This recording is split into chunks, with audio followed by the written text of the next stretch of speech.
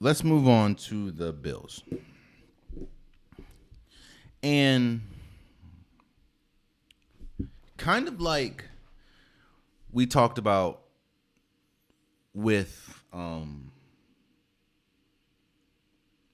we talk about windows, Super Bowl windows. A lot of times that people forget that windows close. And while yes, there are some teams and some players that have a championship window longer than others, eventually windows close. And we've seen it. Hell, we saw Tom Brady's Super Bowl window close. And while yes, it was later than most people's careers, it does close. And I'm not saying it's closed, but I am starting to question if the Buffalo Bills Super Bowl window has closed. Now, I'm not saying that this Buffalo Bills team is bad. This team looks very similar to the team that they had last year and the team that they had the year before that made it to, had one of the greatest playoff games in recent memory against the Chiefs. But there comes a certain point where expectations have to change and expectations have to damper for some players or some teams. Every year, for probably since Josh Allen's second or third year, we've been saying that this team, the Bills, is a Super Bowl caliber team. And every single year, something happens to just dash our expectations, and they ultimately don't live up to it. Is this team good? Yes. You have, of course, Josh Allen. You have Stephon Diggs, who I consider one of the better or one of the best wide receivers in the league. You have a young running back in James Cook, who was the brother of Dalvin Cook. You have Kincaid that you got from the draft. You have Dawson Knox. You have Gabe Davis. You also have Tre'Davious White. This team is good. Shaq Lawson. But I don't know how many times, Ed Oliver, I don't know how many times we can go into a season and saying that this team is a Super Bowl caliber team and not even make it to a conference championship. At the end of the day, these players are getting older. This is Josh Allen's second year removed from Brian Daboll.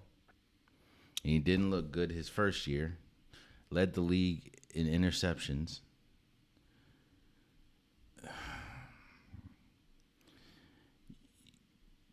I'm looking at this team, right? And you have Leonard Floyd. You have pieces, man. Jordan Phillips.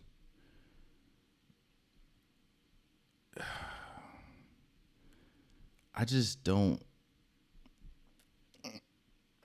I'll say this, man. This team also had a very loud offseason. When you talk about the seemingly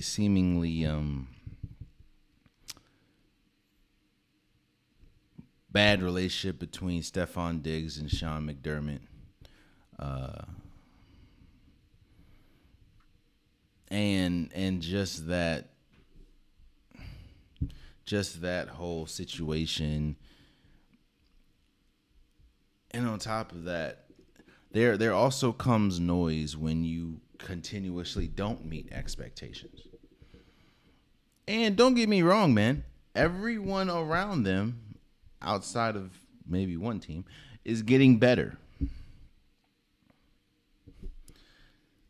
I just don't know how long that this window is going to be open. I know that Joe Burrow said that the Cincinnati Bengals window is open his entire career.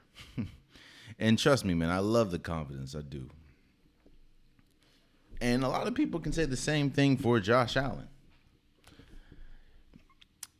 But and this team has arguably the best safety duo in Micah Hyde and Jordan Poyer. This team has pieces, man. My thing is, how long are these pieces going to be, how long are these pieces going to be cornerstone type pieces?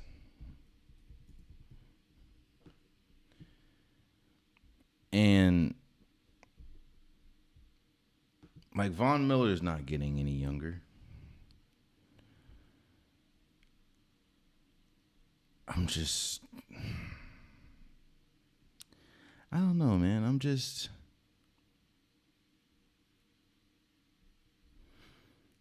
On top of that, like I said, the Jets are now have gotten better. We'll talk about the Dolphins in a second, and we'll talk about the Patriots. But both of those teams, you can argue, have gotten better. Do I think that Josh Allen is still one of the better quarterbacks in the league? Of course. And, of course, we'll have to see if last year and his interception rate was more of an outlier season, or is it back to the Josh Allen that we know? Because remember, Josh Allen the first year or two was a turnover machine. But there is a trend. No. There's a precedent that's been set. That usually if you have a loud offseason, if your offseason is filled with turmoil, if your offseason is filled with just a bunch of things that don't produce positivity to your team, usually those teams don't win. And while, yes, you can really only attribute what went on with Stephon Diggs and Sean McDermott as like one isolated thing, it permeates throughout the whole. I think that Stephon Diggs' frustration is not just. I'm not just going to single out Stephon Diggs. I think that his frustration is a bigger point, that there's more players frustrated. It's just because he has the label of a diva wide receiver, which I don't. I just think maybe the way that he goes about things, I would do differently. But I understand that Stephon Diggs is considered one of the best wide receivers in the league, and he wants to win. So I understand, the frustration. I think that the frustration he has is duplicated throughout the majority of the team. But of course, Stephon Diggs is going because, again, this team, year after year, this team is considered one of the best teams in football. And year after year, this team is considered one of those teams that should be in contention for a Super Bowl. And all those expectations breed nothing but disappointment. And don't get me wrong, man. These players expect the same thing. I told you, players go into seasons different. Well, most of the players go into the season the same way. And by week 2, 3, maybe even 4, your expectations usually change. We've heard that. We've heard that from multiple players. Multiple players on championship caliber teams and players not on championship caliber teams. You can tell by week 4 or 5. what type of team you're going to have. Is your team a Super Bowl caliber team? Is it a wild card caliber team? Is it a high lottery pick team? Or not lottery, a high draft pick team. You can tell very early. And for years now, this Bills team has been a Super Bowl caliber team. They just haven't gotten there. And I know the frustration also has to come from the fact that Sean McDermott in multiple situations has come up small, whether that's his lack of play design, especially when we talk about the run game, or the lack of focus on the run game outside of Josh Allen. Devin Singletary has been their number one running back for the longest. Now, don't get me wrong. I'm not trying to disrespect Devin Singletary, but when we talk about some of the better running backs in the league, Devin Singletary's name does not come up. Now, it could be different with James Cook, but you never know. You have to scheme up plays and running plays. Like, I don't know how many times we look up and Josh Allen has thrown 50 or 60 times in a game, and ran 20 to 30 times. Don't get me wrong. I understand that Josh Allen is an incredible runner of the football, and when we talk about his speed and size, he's one of the better mobile quarterbacks in the league. But it gets to a point where it's just like it's predictable.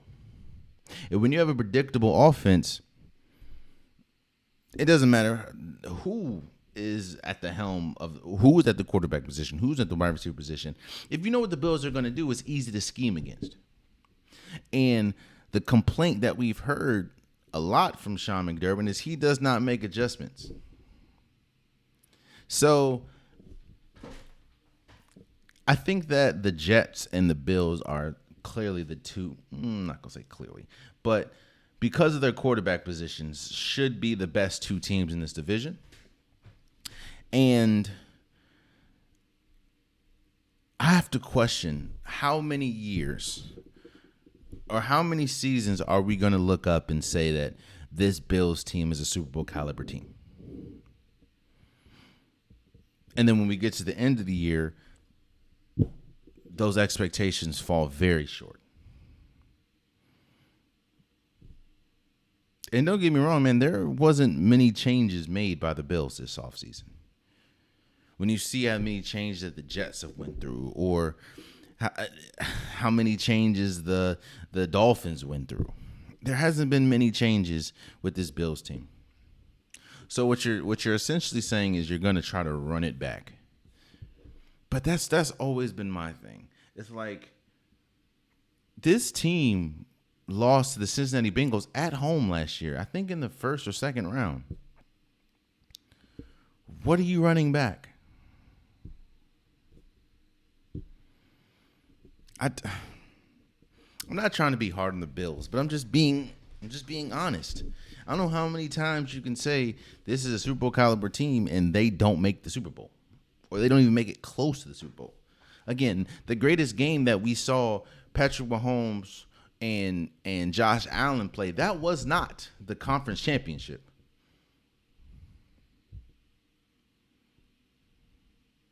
Or was it? No, it wasn't. Because Patrick Mahomes then went on to lose to Joe Burrow. And Joe Burrow and the Cincinnati Bengals went to the Super Bowl. So you can have all these great players or all these good players. Tre'Davious White is one of the best cornerbacks in the league. Like I said, Micah Hyde and Jordan Poyer are arguably the two best or the best safety tandem in the league. Von Miller is he's one of the better, or he's one of the best linebackers in the league. Josh Allen, one of the best quarterbacks in the league. Stephon Diggs, one of the best running back or wide receivers in the league. Ed Oliver, one of the best defensive players in the league. However, none of that has birthed anything outside of failed expectations.